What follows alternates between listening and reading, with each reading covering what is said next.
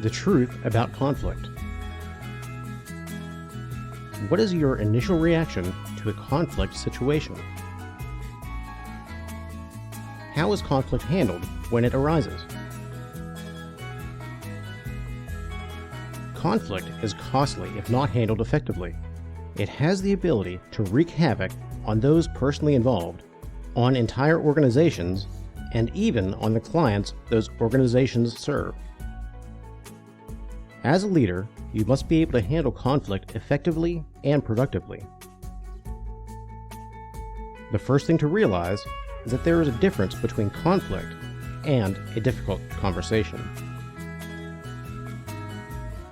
While conflict does often include one or more difficult conversation, a difficult conversation is not necessarily a conflict.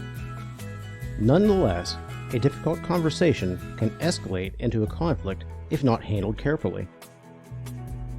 Recognizing and acknowledging the difference can help this from taking place. Negative emotions tend to be associated with conflict. We may be under the impression that pushing things under the rug and moving on is the best or easiest course of action. While this may appear to work, in reality, it usually just delays the problem and rarely works long term. The truth is, ignoring conflict will not make it go away. Workplace conflict can negatively affect productivity and employee health, and may lead to reduced customer loyalty and profitability.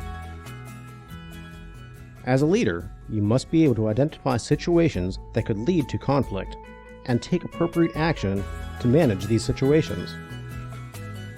Conflict has a ripple effect that spreads throughout entire organizations, influencing team productivity and success. When in conflict, team members often spend more time thinking about the conflict than focusing on tasks at hand. This hinders their ability to work efficiently and productively. The longer this continues, the more likely it is that others will begin to notice and be affected by the conflict as well.